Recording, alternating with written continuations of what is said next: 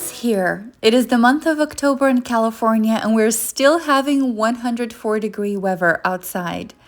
Summer doesn't want to leave, but I'm so ready to bake bread and cookies and make warm, cozy recipes. In today's video, I'm going to share with you 4 super delicious and easy fall recipes that I'm cooking on repeat in my home and that you can enjoy with your family and friends. Our weekends are always very busy with gymnastics for the girls, a farmer's market, and lots of shopping. I will also share a brief excursion to this beautiful fall shopping that we did. Home Goods is filled with fall decor and we are loving it.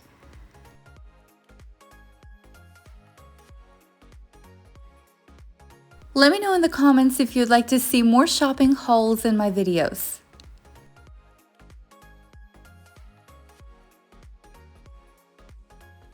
On our way home, we stopped by Trader Joe's to pick up a few groceries and, of course, flowers. I love having fresh flowers in my home that I can enjoy throughout the week. I make a soup every week for my family. It is highly requested by my girls, and honestly, I am so grateful that they love to eat soup. This week, I'm making the Panera broccoli cheddar soup. It is so creamy, healthy, and delicious. For the broccoli cheddar soup, you will need to dice 1 medium onion, melt half a stick of butter, and saute your onion. I had some julienne carrots in my fridge, so I'm using these, but you can just dice yours however you like it. Add them to your onion and saute on medium-low heat, stirring occasionally. Meanwhile, dice 1 head of broccoli into small bite-sized pieces. You should have roughly 3 to 4 cups. Mince 4 to 5 garlic cloves and cook for another minute, mixing continuously. Sprinkle with a 1/3 cup of flour and stir really well. Now add 3 cups of stock, and I like to add mine gradually just to avoid any clumps. And add your broccoli. Now season well with 2 teaspoons of salt, 3/4 teaspoon of black pepper, and let it cook on low-medium heat for roughly 10 minutes. Meanwhile, grate your cheddar cheese. You should have roughly 2 cups. After 10 minutes, your broccoli should be soft. Transfer 3 to 4 spoons of your veggies into a bowl and blend the remaining soup into a smooth consistency.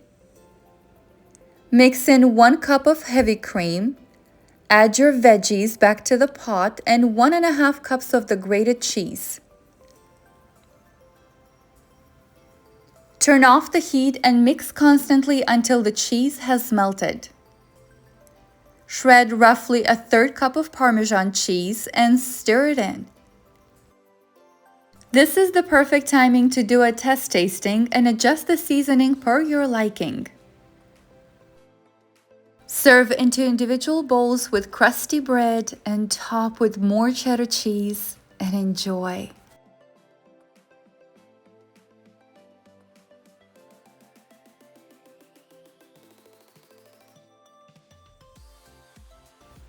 I fell in love with this harvest salad with baked apple and sweet potato with a sweet honey dressing. Oh my, this is probably my favorite fall salad. Remove the core of a red delicious apple. This is the best type of apple for this recipe. Slice it and lay it out on a baking sheet. Repeat the same process with 1 sweet potato. Drizzle with olive oil and sprinkle a pinch of salt. Now bake in a preheated oven at 400 degrees Fahrenheit for 20 to 25 minutes or until softened. For the dressing, you will need a 1/4 cup of olive oil, 2 tablespoons of apple cider vinegar, a 1/4 teaspoon of salt, 1 teaspoon of Dijon mustard, 2 tablespoons of honey, and blend until smooth. To assemble, place your mixed greens in a large bowl and drizzle half of your dressing. Toss it to coat it all over.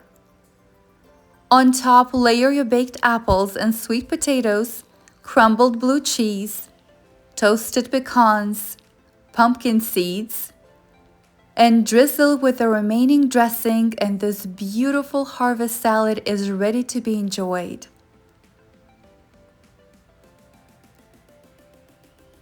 This is one of the most delicious fall salads I have made. The baked apple and sweet potato makes the whole difference, and it really tastes like you're biting into autumn. Enjoy! For dessert, I'm baking this pumpkin cake, which is so moist with this delicious praline pecans. Love them. This pumpkin pecan bundt cake is my favorite cake to make this fall.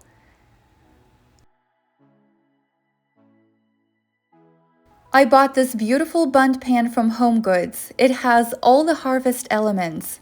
So the result is beautiful, but like with any bundt cake, you have to grease it properly, otherwise your cake will be stuck in these tiny crevices.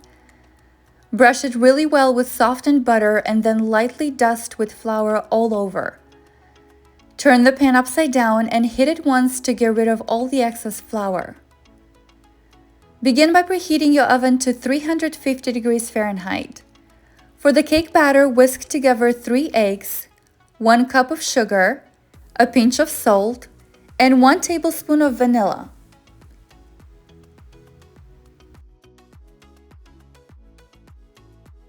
Add half a cup of melted cooled butter, a third cup of milk, 1 cup of pumpkin puree, and mix to combine. In a sifter, add 1 3/4 cups of flour, 1 1/2 teaspoons of baking powder, 1 teaspoon of baking soda, and a 1/4 teaspoon of ground ginger. Stir and sift.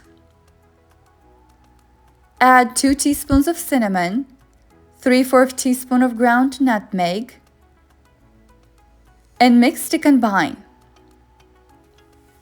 Now don't overmix this batter and refrain from using any electronic devices. Using a whisk will give you a softer and fluffier cake. Pour the batter evenly into your prepared pan. Set it aside and very quickly put together the pecan topping.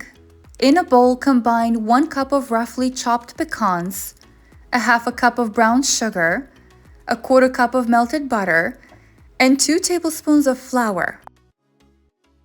Mix until combined and sprinkle it gently on top of your cake.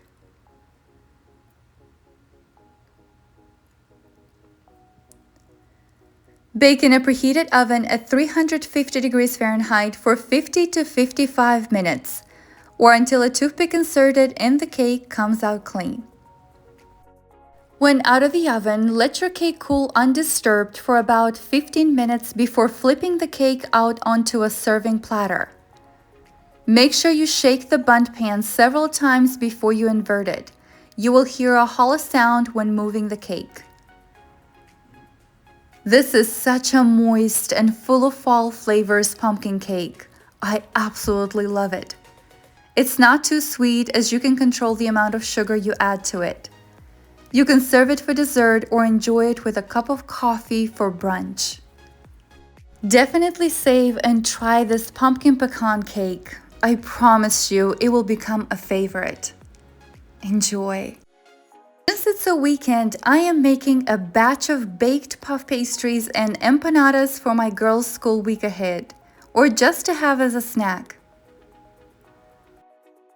Let's make the empanada dough first. In a food processor, combine 3 cups of flour, 2 tablespoons of sugar, and 1 teaspoon of salt. Pulse that a few times until combined. Now add 1 beaten egg, 2 sticks of cubed cold butter, and pulse until you obtain a powdery consistency.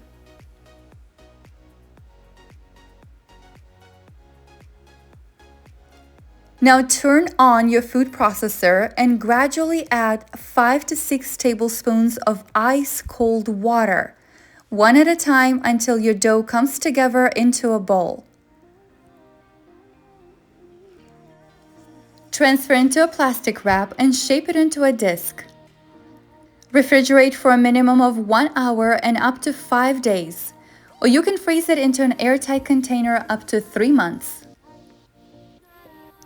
For the filling, finely dice 1 medium onion.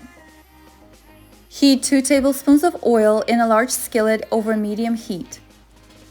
Sauté the onion until slightly translucent. Then add 1 pound of beef and cook it until browned, about 5 minutes. Classic empanadas have diced bell peppers in them. Since my children don't like to eat it, I'm going to get it in it anyways, but with a little trick. In a container, I'm adding roasted red bell peppers and 1 cup of canned tomatoes. I'll blend it until smooth and add it to my beef. And seriously, feel free to omit or change practically anything, from the veggies to the spices. Empanadas are meant to be customized.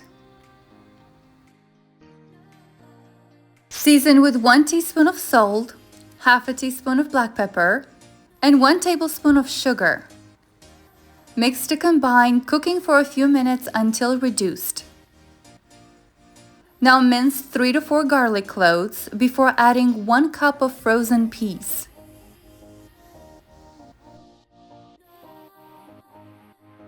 Cook for a few more minutes, then take it off the heat and let it cool at room temperature.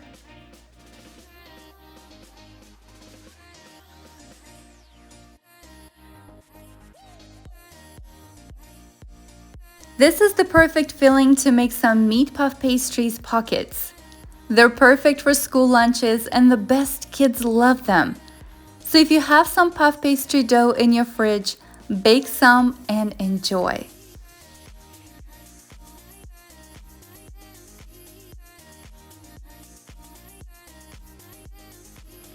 I really like it. It's really good. Oh, You're a good baker. Oh, thank you, my heart. At the table. Is it yummy? To make the empanadas, lightly dust your work surface with flour. Cut the dough into 24 equal-sized pieces, and using a rolling pin, roll out the balls into a 1/4 inch thick and roughly 5-inch diameter circles. Once your dough has been rolled out, place 1 heaping tablespoon of filling in the center of each dough circle.